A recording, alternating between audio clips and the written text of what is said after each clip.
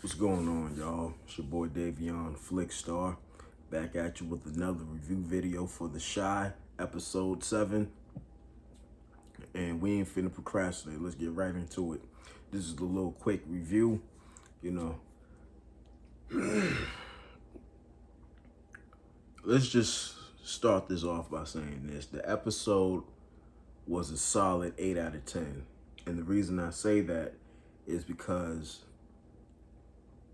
it wasn't as explosive or as eventful as the episodes prior, but it was a still solid episode. I mean, I felt like, me personally, I felt like we dove more into the characters' lives as far as it being where they're at, with Keisha missing her baby. I forgot her damn name. What the hell is her name? I forgot her name. Damn, Jada. How the hell I forget she the main character? Bear with me, y'all. I'm over here harping and stuff like that. Jada dealing with her cancer. Kevin trying to heal with his heartbreak from his breakup and betrayal from Gemma and Jake. And you got Trig and his girl helping out the community, doing their thing.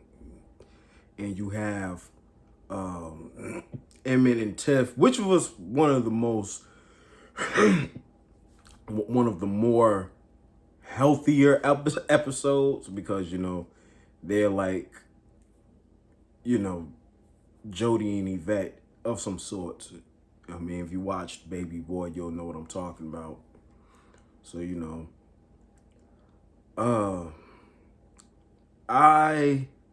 like I've been saying for 3, 4, 5 videos now, I feel that with Jada's storyline having cancer, I'm going to continue to say it, is triggering. And I hope that it isn't terminal. I hope that she's able to recover so we can continue to see Jada's presence. Because Jada's presence in the show, she's more of the least problematic one. The one that's kind of, when you see her grace the screen, you feel serenity. You feel calm. You feel like, okay, her life isn't perfect, but she ain't going through all that other bullshit all the others going through, So, we get her shaving her head. And, she, it's hard seeing her being broke down like this. I mean, if you have anyone that's battling cancer or has had anyone battle cancer, then you know what the process is, and it is pretty grueling and upsetting to see, So we get Keisha, she's missing her baby, I think. And I had a feeling that she was gonna have second thoughts about giving the baby to Octavia. But strangely, it wasn't really a conflict like we would normally see. I guess that they didn't really have time to get into that, or maybe, I don't know. But usually with things like this, we see a conflict, but there wasn't that much of a conflict. Next thing you know, we see Keisha with the baby, and, you have Nina, her mother, telling her that, you got to focus on yourself. I mean, you sure that was the best decision? You mean, you got school? Do you want to work at that damn thrift shop for the rest of your life? I'm sorry, I butchered that. For the rest of your life? I mean, And, Keisha, she wants to keep this baby. I mean, you can tell. I mean, at first she wasn't ready. But now that she's thinking about it, I mean, I don't have a kid, but just from the outside looking in, that the bond between a mother and her baby is really inextricable. I mean, once as a mother holds that baby for the first time, it's something that it's hard to just be like, here, I'm going to give this baby off to someone else. I mean, it is. And it makes sense. No, I'm not a father or a parent or anything, but I'm just, like I said, from the outside looking in. Excuse me, on water break.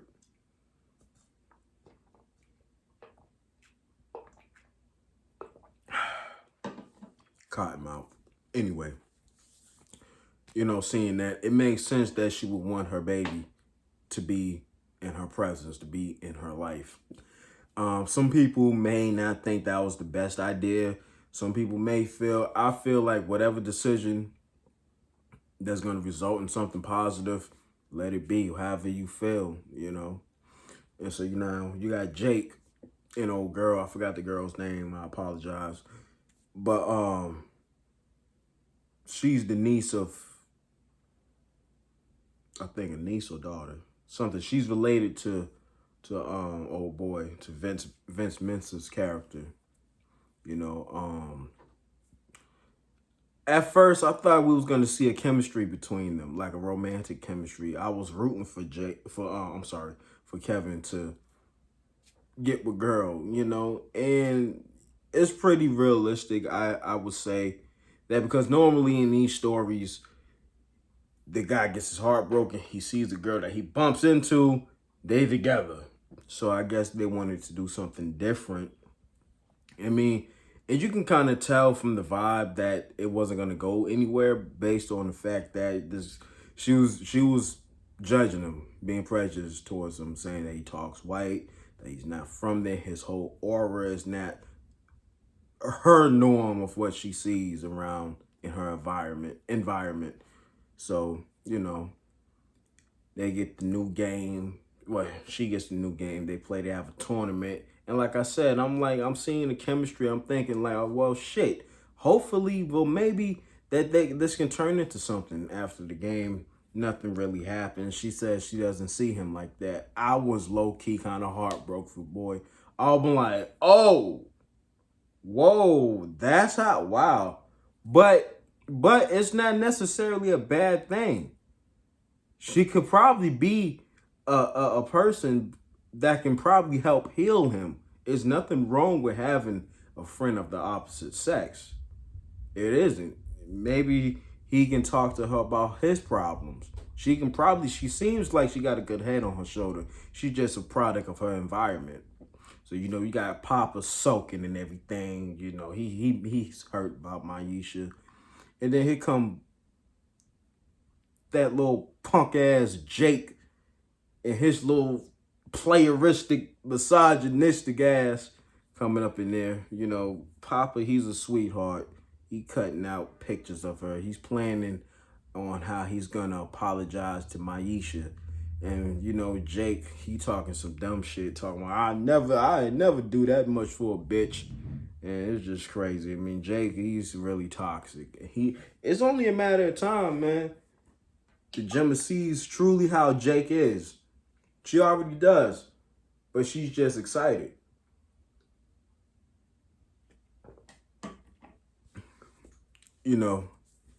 Jake is the hood boy, a little hood nigga. He's the little hood nigga that the bad boy, all the girls are gonna gravitate towards him for some strange, weird ass reason. I don't understand. So Papa's dropping some game, giving him some advice on how to keep Gemma. And you can already tell Jake doesn't really know shit about Gemma. He's learning as he's going along. Opposed to as Kevin, where he was with Gemma, he was learning her, but it's stuck. Jake don't know shit about being romantic. He just know how to fuck, have sex with women, with little girls, because he's a little boy. Okay, don't twist it. And just get his little nut and leave. So he ain't with all that compassionate stuff. But he's learning, like I say, he's learning as he goes. So with this episode, Tiff and Emmett, this is one of the few episodes where they're not arguing, where everything is not really toxic with them. They seem to be getting along pretty well as business partners, as husband and wife and everything. And you know, I hope it works out for them. I mean, you can kind of see I like Emmett's character development in this series because he went from a broke, unambitious boy to a working man. Emmett would get something done. He's a hustler. You know, he got the aura of a goddamn scammer. He's gonna do what he's gonna have to do to make sure his family's okay. So you know, Tiff, you know, she's on her boss stuff. She bossing up. She doing her thing. She getting stuff popping. They prepping for the sex party that's supposed to be happening that night. So you know, her and M, they you know they together.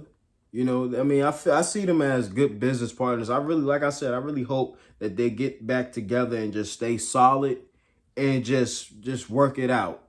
I want to see them work it out. I really want to see them working out. So, you know, Luda, that rhyme. Duda, you know, he on his Franklin Saint, you know, after he done got popped, jumping out the car with the cane. And he got the cane in the left hand, just like Saint, man. If you don't know who I'm talking about, I mean, character Snowfall. Another great series, man. I can't wait for season 5. But anyway, man, you know, he on his Franklin Saint, man, walking around with the cane, healing. And so, next thing we know, we see bitch-ass Nuck, that clown, that perv, get kicked out his own goddamn spot. They kicked him out his spot. Nuck gonna try to go back and forth and everything. Dude ain't hearing none of that, dog. He's not hearing none of that. He don't want to hear nothing. It's either get the fool out or bang, bang. Bang, bang, bang. That's what's gonna happen, bro. You don't go back and forth with Duda, bro. There's no bargaining with that man. That man, Duda is dangerous. And the thing, he has like this cold aura that I really like. Oh, that's why I'm glad they wasn't stupid enough to kill him off. I was glad. I like Duda. Say what you want about it, but I like this man. He's one of my favorite characters on the show. Well, I don't know about favorite, but I like him. I like him a lot. I do. So now you got Nina walking around with this guilt trip. You know, she told Jada that she cheated on Dre. All because she jumped to conclusions. She didn't ask no questions. She was stalking Dre, seen something that she thought, all from conjecture, Now I had a friend at my job say it was wrong, but it's the brat. I don't understand. No accountability. But we're gonna sit here and shit on Emmett for doing his thing. How come no one said that? It's Lala Anthony. Yes, this is about you, friend. You know who you are. If you're watching this, I hope you get to this part. I hope you get to this part of the video where I'm talking about your ass. You know what I'm talking about. Let it play. I'm going to put it up soon. So, you know, overall, man, this was a solid episode. I mean, nothing too crazy happened. You know, Keisha, you know, her PTSD's been messing with her. And, you know, again, I like the realism. I enjoy the realism of this show. It's authentic. It's raw. And they got some real people playing these roles. You know what I'm saying? It touches up on social issues, touches up on on trauma in the black community. It touches up on all of the relevant things that us as black people have been going through, you know. The craziest part of this episode is when Vic Mensa gets into it with his girl and her brother. And when I was watching it, this is the one I really wanted to talk about the most. I got a lot to say about this. I don't know if I'm going to get it all out, but here's what I have to say. Long story short, he gets beat up by her brother.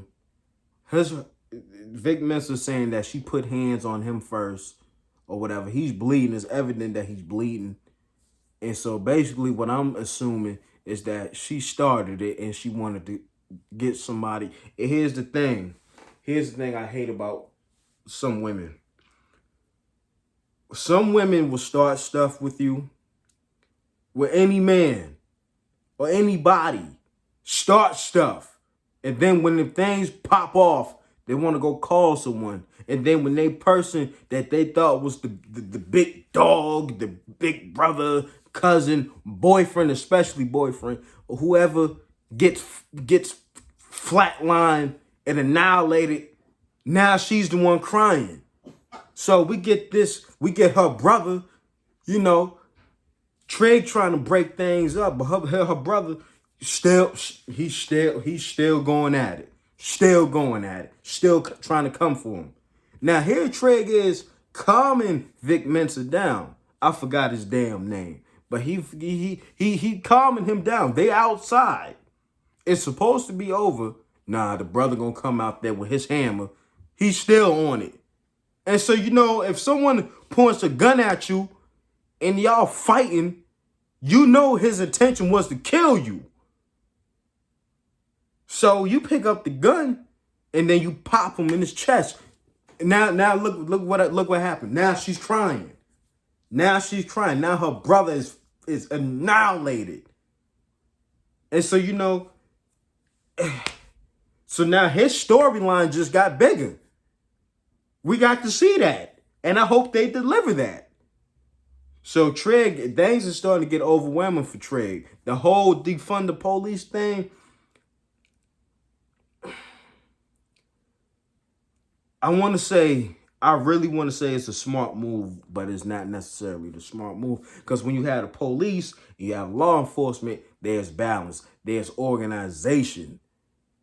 They have a system to fund them, to back them up, to give them the okay. As a militia group, you don't really have all the resources to bring justice, the right amount of justice. You don't. So Trey goes to Douda, tells him that maybe that defunding the police wasn't a good idea. And, you know, Douda, he's his cold self, long story short, telling Trey, like, yo, just be careful out here. And it's not the kind of be careful be careful, don't mess up no more. Make sure it doesn't happen again. Make sure no mistakes happen again. And you know he don't need to threaten Trigg. Trigg already know. And Douda knows that Trigg knows that he ain't no back and forth. He don't need to talk tough. That's what I like about Douda. And then we end off with things with Keisha. She's having another panic PTSD moment. You know, she's reminiscing over the situation. And this time she's reminiscent of how Ronnie saved her life. And so she's been thinking flashback. And then with Ronnie being gone, is eating at her and with the things that's been going on with her in the last season, when she got raped, when she got harassed, she was violated. She ended up having to kill someone, as she should. And Ronnie saved her life. And then Ronnie gets killed. That's definitely taking a toll on her because he saved her life. She wakes up out of that dream, and then that's what she names the baby Ronnie. Ronnie. Ain't that something? That's something right there. I kind of figured that it was gonna be like that, but it's still a beautiful moment in the show, you know. And you know, Jake and Gemma, like I said, I'm tired of them. I actually was just watching Mark Dark's review video for the Quick Thoughts. Shout out to you, bro. You do your thing, man. I really, you be doing your thing. I rock with you, Mark Dark, man. Shout out to you, man. I seen this video, and I agree. I'm tired of Jake and Gemma. That little dumbass love try. They going about things like ain't shit happen. And so, you know, I really want to see the look on Gemma's face when shit falls on her and she sees that Jake really ain't about shit. And I want, or either that, or I want to see Jake's face when Gemma goes right back to Kevin. Or I want to see both of their faces when Kevin just say, all of y'all, you know. But I'm looking forward to the next episode, man. Y'all let me know what y'all think in the comments, man. Your boy Davion Flickstar, man. He's not going to be playing around with y'all, man. There's definitely videos coming out, man. And get ready for Raising Kanan videos when the first episode airs, man. I'm going to be doing videos on that. Stay tuned, man. Stay tuned for the Shy, man. Stay tuned for everything, man. I got stuff cooking. I've been saying it in all my other videos, but I really got stuff cooking. I'm going to be blessing y'all, man. Y'all take it easy out there, man. If I missed anything, drop it down in the comments below, man. And anything that y'all, any opinions, anything, man, drop it down below, man. Let me know what y'all think. But I'm out of here, man. I'm about to start my day. Y'all take it easy, man.